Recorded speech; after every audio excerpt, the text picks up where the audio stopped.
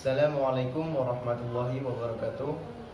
Alhamdulillahirabbil alamin wa bihi nasta'in ala umurid dunya waddin. Wassalatu wassalamu ala asyrafil anbiya'i wal mursalin sayyidina wa maulana Muhammadin wa ala alihi wa sahbihi ajma'in, amma ba'd. Yang terhormat Bapak dosen pengampu mata kuliah Peradaban Mekah Madinah Klasik, Bapak Dr. Taufikur Rahman MSy. Puja-puji syukur kehadirat Allah Subhanahu wa taala yang telah memberikan rahmat serta hidayahnya sehingga pada kesempatan kali ini saya dapat menjelaskan mengenai seminar Pramini Riset tanpa suatu halangan apapun. Sholawat serta salam tidak lupa kita aturkan pada junjungan Nabi Agung Nabi Muhammad SAW yang sama-sama kita nantikan syafaatnya kelak di yaumil kiamah. Amin. Perkenalkan, nama saya Muhammad Sulfani Maulana, NIM 3119002, kelas Peradaban Mekah Madinah Klasik C. Di sini saya akan menjelaskan mengenai seminar Pramini Riset yang akan diteliti. Nomor 1, judul penelitian. Saya di sini mendapatkan judul penelitian mengenai teladan Khalifah Utsman bin Affan. Nomor 2, masalah penelitian. Bab pertama di sini saya mengenai riwayat hidup dari Khalifah Utsman bin Affan. Subbab yang pertama, biografi dari Utsman bin Affan. Subbab yang kedua, mengenai kepribadian dari Utsman bin Affan. Dan subbab yang ketiga, mengenai kedudukan Utsman bin Affan di dalam Islam. Bab yang kedua, di sini saya mengenai pemerintahan Khalifah Utsman bin Affan. Subbab yang pertama, terpilihnya Utsman bin Affan sebagai khalifah. Subbab yang kedua, mengenai masa kejayaan Khalifah Utsman bin Affan. Subbab yang ketiga, mengenai masa kemunduran Khalifah Utsman bin Affan. Dan subbab yang keempat, yaitu mengenai meninggalnya Utsman bin Affan karena terbunuh. Nomor 3, analisis teks. Bab yang pertama mengenai riwayat hidup dari Utsman bin Affan. 1, atau subbab yang ke-1, biografi dari Utsman bin Affan.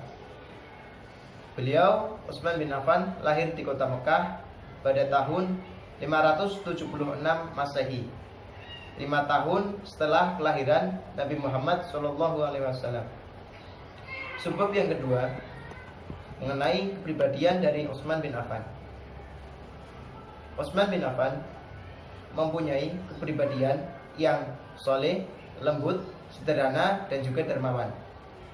Subbab yang ketiga mengenai kedudukan Utsman bin Affan di dalam Islam.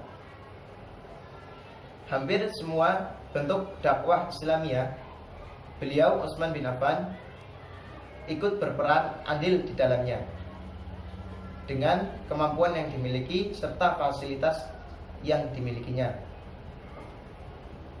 Bab yang kedua, masa pemerintahan Khalifah Utsman bin Affan. Sebab yang pertama, terpilihnya Utsman bin Affan sebagai khalifah. Utsman bin Affan menggantikan Umar bin Khattab menjadi khalifah umat Islam. Beliau terpilih setelah diadakannya pemilihan yang dilakukan oleh Dewan Syura. Subbab yang kedua, yaitu masa kejayaan khalifah Islam. Subbab yang kedua, yaitu masa kejayaan Khalifah Utsman bin Affan.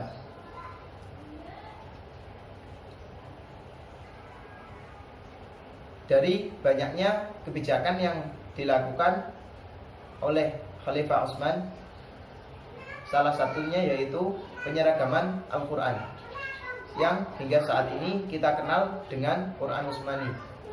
Subbab yang ketiga, masa kemunduran Khalifah Utsman bin Affan.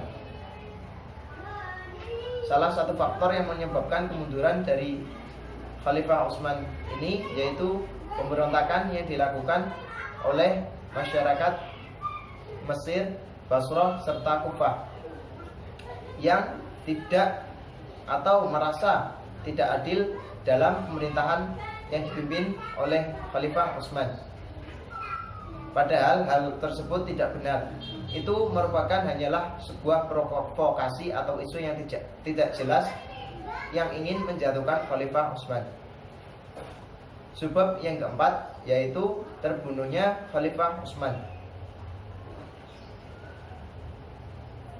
Khalifah Utsman meninggal pada 18 Dzulhijjah 35 Hijriah 656 Masehi.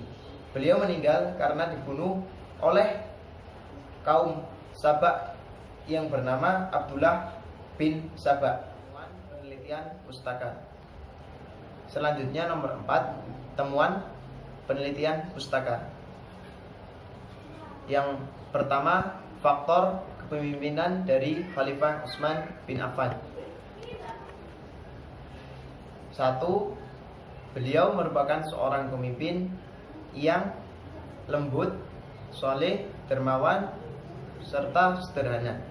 Yang kedua, beliau merupakan seorang pemimpin yang bertanggung jawab. Salah satunya contoh pada waktu awal beliau sebelum dilantik menjadi seorang khalifah, beliau mau untuk berjanji dan bersumpah kepada Allah Subhanahu wa taala untuk menjadi seorang khalifah yang sesuai dengan Al-Qur'an serta sunnah Nabi Muhammad SAW. Nomor 3, beliau Utsman bin Affan banyak mengeluarkan kebijakan-kebijakan sewaktu menjadi khalifah.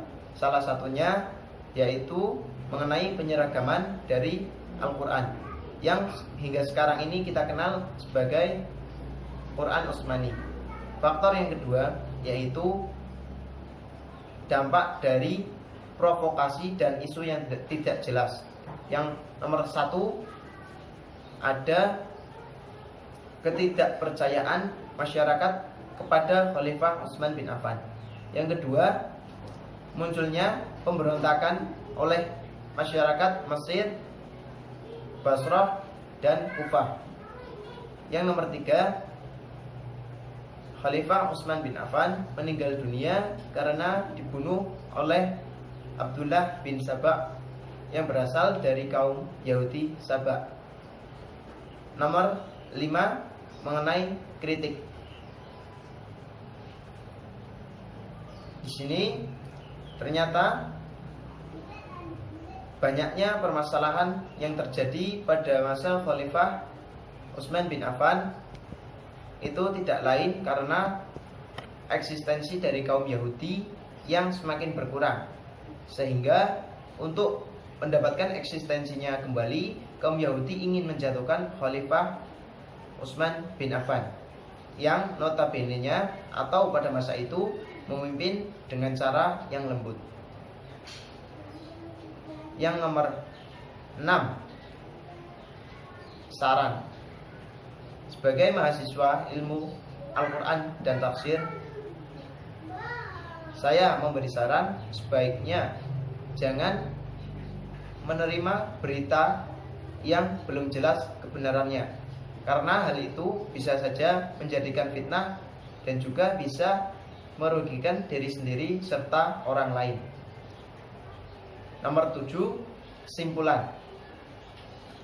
Khalifah Utsman bin Affan merupakan khalifah ketiga setelah Khalifah Umar bin Khattab.